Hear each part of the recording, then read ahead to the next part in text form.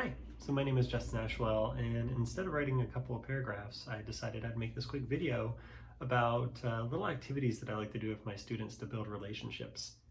The first two activities start from day one. So I typically have my students fill out a survey, and on the back of that survey, they're given two options. They can either write their name as a mnemonic, or they can do their life story in 6 words or less. So the name as the mnemonic, an example would be if their name is Joy, and we'll make it small. The J could stand for joyful, the O can stand for outstanding, and the Y can stand for youthful.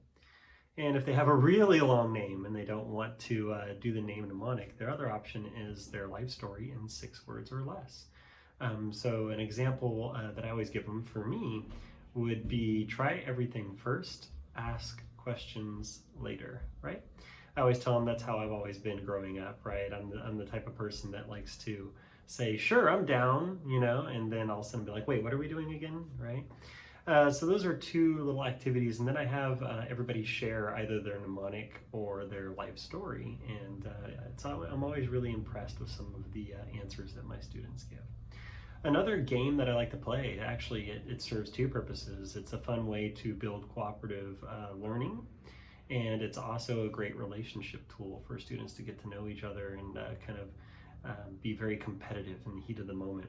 Is I play a game that involves reviewing questions and shooting basketball hoops, right? So what I do is I typically go and I buy a little Nerf basketball hoop with a little Nerf ball. I mean, it'll cost you maybe $5-6, 10 at the most at like Target or Walmart.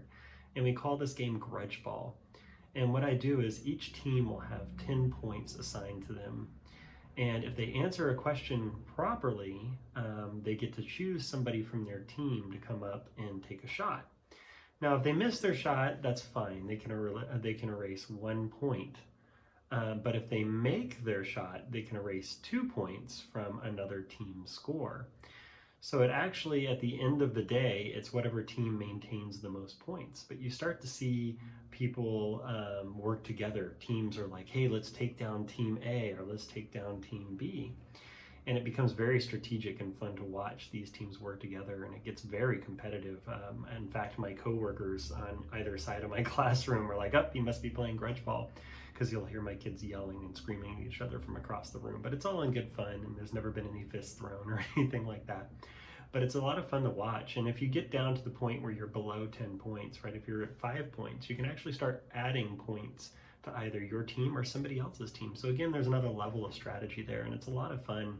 It's a great way to review. It's a great way for kids to learn how to accept defeat and win like they won before.